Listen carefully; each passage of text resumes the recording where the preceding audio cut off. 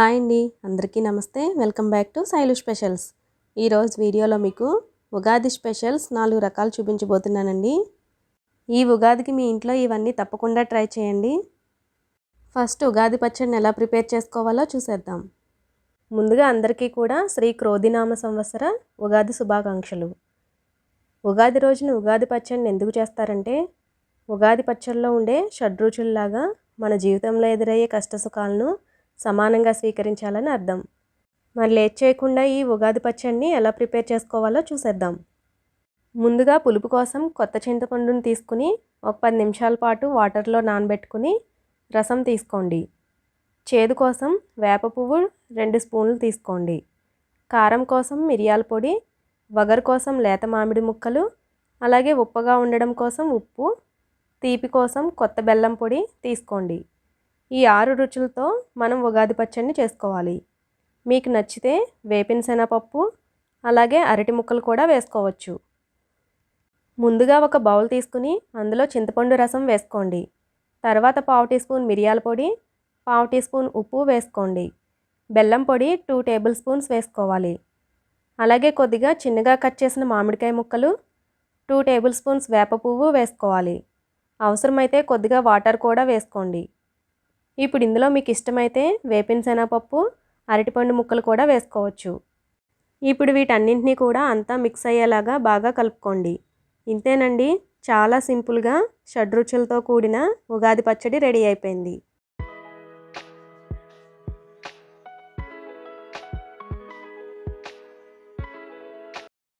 అందరికీ ఎంతో ఇష్టమైన సేమియా పాయసం చూపించబోతున్నానండి. చాలా బాగుంటుంది. మీరు ఎప్పుడైనా బర్త్డే పార్టీస్కి కానీ ఇంట్లో ఏదైనా ఫంక్షన్స్ కానీ ఎక్కువ మొత్తంలో సేమియా పాయసం చేయాలనుకున్నప్పుడు నేను చూపిస్తున్న ఈ కొలతలతో చేసి చూడండి.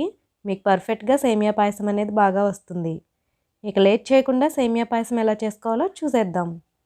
మనం 1 లీటర్ పాలు తీసుకుంటే కనుక సేమియా పాయసం ఎలా సరైన కొలతలతో చేయాలో చూపిస్తానండి. ఫస్ట్ మనం సగ్గుబియ్యం ముందుగా నానబెట్టుకోవాలి.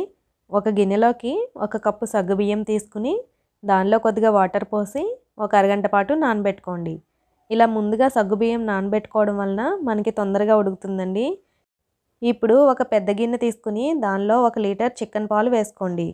నేను ఇలా ఒక చెంబుతో కొలుచుకుంటున్నానండి. ఈ చెంబు వచ్చేసి 1/2 లీటర్ పాలు పడతాయి. దీంతో నేను ఒక 2 వేస్తున్నాను, అంటే 1 లీటర్ అన్నమాట. అలాగే 1.5 లీటర్ వాటర్ వేసుకోవాలి. 1.5 లీటర్ అంటే 3 చెంబులు పడతాయండి. ఇప్పుడు ఇందులోనే మనం ముందుగా నానబెట్టుకున్న సగ్గుబియ్యం వేసుకోండి. ఇప్పుడు స్టవ్ ఆన్ చేసి పాలు పొంగు వచ్చేంత వరకు మంటను హై ఫ్లేమ్లో పెట్టుకుని పొంగు వచ్చిన తర్వాత సిమ్లో పెట్టి సగ్గుబియ్యం మెత్తగా అయ్యేంత వరకు ఉడికించుకోవాలి. మధ్య మధ్యలో గరిటెతో కలుపుతూ ఉండాలండి, లేదంటే సగ్గుబియ్యం ఉండలు కట్టేస్తుంది. ఈ సగ్గుబియ్యం ఉడికేలోపు మరో పక్కన ఒక ప్యాన్ పెట్టి 1 టేబుల్ స్పూన్ నెయ్యి వేసుకోండి. నెయ్యి కరిగిన తర్వాత ఒక చిన్న కప్పు జీడిపప్పు, అలాగే సన్నగా పొడవుగా కట్ చేసిన బాదం పప్పు వేసి ఫ్రై చేసుకోవాలి. ఇవి కొంచెం లైట్గా ఫ్రై అయిన తర్వాత 1/2 కప్ కిస్మిస్ కూడా వేసుకుని ఇవి కూడా బాగా ఫ్రై అయిన తర్వాత ఒక గిన్నెలోకి తీసుకోండి. ఇప్పుడు అదే ప్యాన్లో మరో స్పూన్ నెయ్యి వేసుకుని మనం సగ్గుబియ్యం దేంతో అయితే తీసుకున్నామో అదే బౌల్తో 1.5 కప్పు సేమియా వేసుకోవాలి. వెయిట్లో అయితే 250 గ్రామ్స్ ఉంటుందండి. ఈ సేమియా కొలత అనేది 1 లీటర్ పాలకి కరెక్ట్గా సరిపోతుందండి. వీటిని కూడా లైట్గా కలర్ చేంజ్ అయ్యేంత వరకు మంటను మీడియం ఫ్లేమ్లో పెట్టి ఫ్రై చేసుకోవాలి. ఇప్పుడు సగ్గుబియ్యం ఉడికిందో లేదో చూద్దాం. ఇలా సగ్గుబియ్యం అనేది మెత్తగా అయిపోవాలండి. ఇలా ఉంటేనే సరిగా ఉడికినట్టు. సగ్గుబియ్యం బాగా ఉడికిన తర్వాత మనం ముందుగా వేయించుకున్న సేమియా వేసి ఒకసారి కలుపుకోవాలి. సేమియా తొందరగానే ఉడికిపోతుందండి. ఇలా మధ్య మధ్యలో కలుపుతూ ఉండాలి, లేదంటే సేమియా ఉండలు కట్టేస్తుంది. 5 నిమిషాలు లో ఫ్లేమ్లో ఉడికించుకున్న తర్వాత సేమియా ఉడికిందో లేదో తెలుసుకోవడానికి ఇలా చేత్తో అనగానే మెత్తగా అవ్వాలండి. అప్పుడు మనకి సేమియా పర్ఫెక్ట్గా ఉడికినట్టు. ఇదంతా కూడా లో ఫ్లేమ్లోనే చేసుకోవాలి. ఇలా సేమియా బాగా ఉడికిన తర్వాత మనం ఎంత క్వాంటిటీలో అయితే సేమియా తీసుకున్నామో అంతే క్వాంటిటీలో పంచదార తీసుకుంటే కరెక్ట్గా స్వీట్ సరిపోతుందండి. ఇంకా చూసుకొని అవసరం లేదు. నేను 1.5 కప్పు సేమియాకి 1.5 కప్పు పంచదార తీసుకున్నాను. ఇప్పుడు ఇందులో పంచదార వేసి ఒకసారి పంచదార అంతా కూడా బాగా కలిసేంత వరకు కలపండి. నెక్స్ట్ ఇందులో 1 టేబుల్ స్పూన్ యాలకుల పొడి వేసుకుని కలుపుకోవాలి. అలాగే మనం ముందుగా వేయించి పెట్టుకున్న డ్రై ఫ్రూట్స్ కూడా వేసి ఒకసారి కలుపుకోవాలి. ఇప్పుడు లాస్ట్లో 1 టేబుల్ స్పూన్ నెయ్యి వేసుకుని కలుపుకోండి. ఇలా నెయ్యి వేసుకోవడం వలన మనకి సేమియా అనేది చిక్కబడకుండా పర్ఫెక్ట్గా ఉంటుందండి. ఇంతేనండి, యమ్మీగా సేమియా పాయసం రెడీ అయిపోయింది. చాలా బాగుంటుందండి. నేను చెప్పిన ఈ టిప్స్ని పాటిస్తూ చేసి చూడండి, పర్ఫెక్ట్గా వస్తుంది. సేమియా పాయసానికి 1 లీటర్ పాలు తీసుకుని చేస్తే మీకు 15 బౌల్స్ వరకు వస్తాయండి. తప్పకుండా ట్రై చేయండి.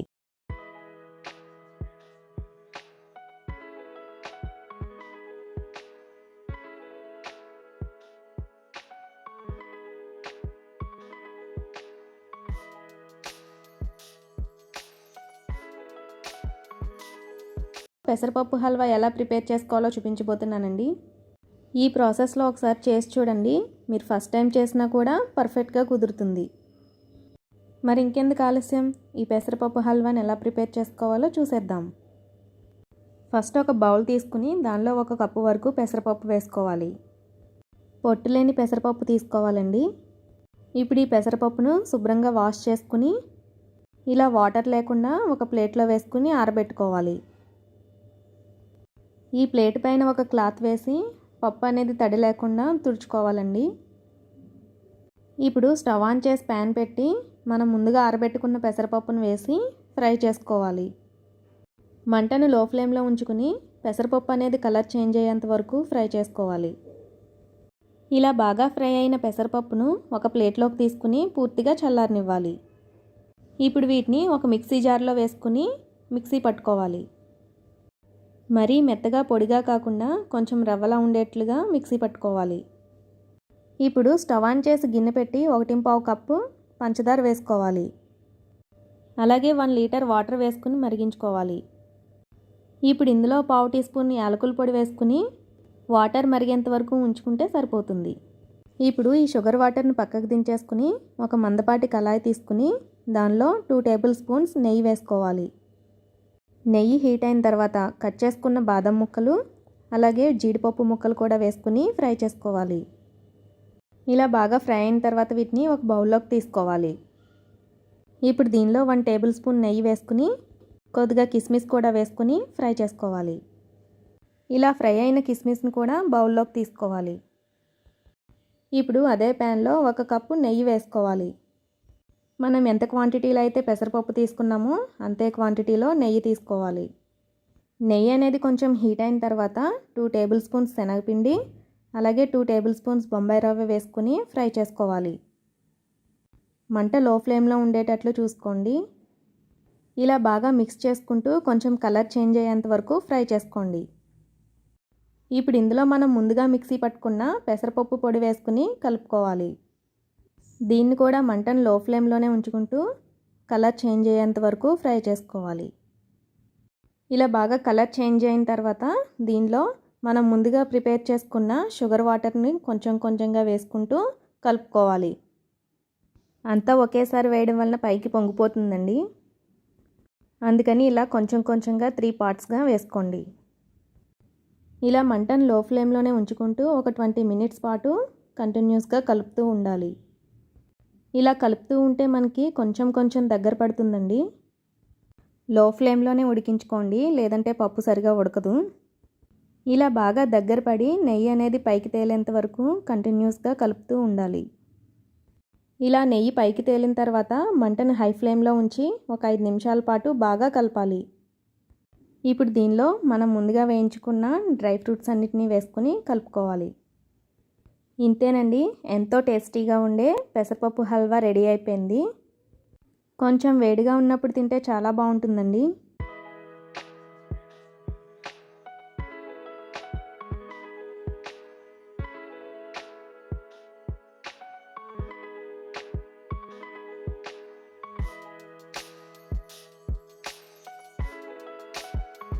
కోవా కజ్జికాయలు ఎలా తయారు చేసుకోవాలో చూపించబోతున్నానండి.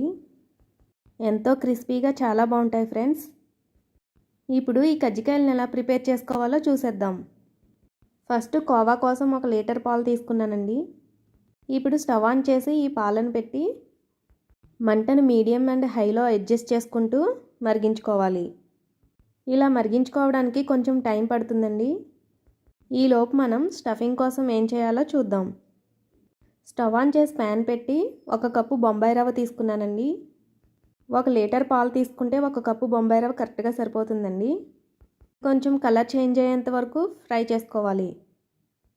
ఇలా బాగా ఫ్రై అయిన తర్వాత దీన్ని ఒక బౌల్లోకి తీసుకోవాలి. ఇప్పుడు అదే ప్యాన్లో 7-8 జీడిపప్పు పలుకులు, బాదం పప్పు పలుకులు వేసుకుని ఫ్రై చేసుకోవాలి.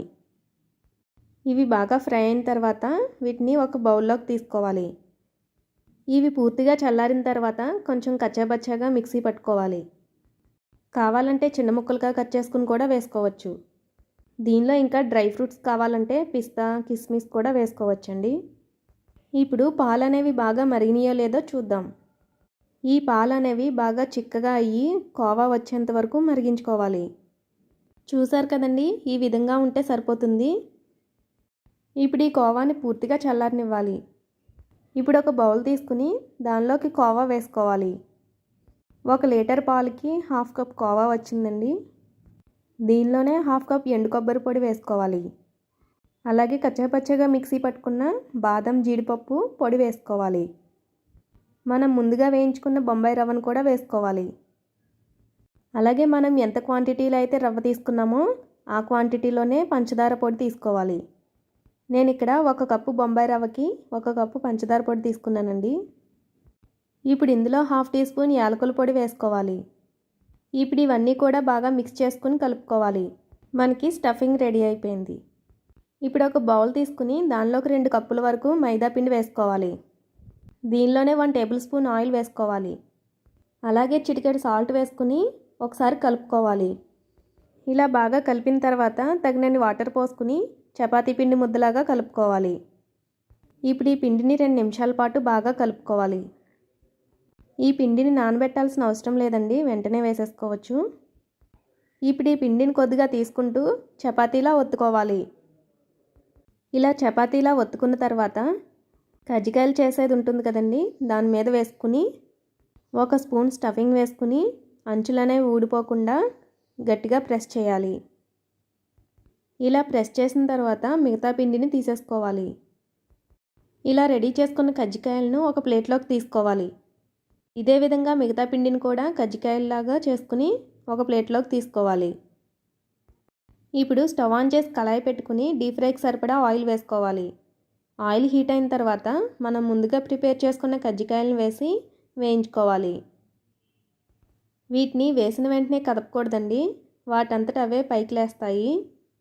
అప్పుడు మనం గరిటెతో అటు ఇటు కదుపుతూ వేయించుకోవాలి. ఇలా గోల్డెన్ కలర్ వచ్చేంత వరకు ఫ్రై చేసుకోవాలి. ఇప్పుడు వీటిని ఒక ప్లేట్లోకి తీసుకోవాలి. ఇదే విధంగా మిగిలిన కజ్జికాయలను కూడా వేసి ఫ్రై చేసుకుని ఒక ప్లేట్లోకి తీసుకోవాలి.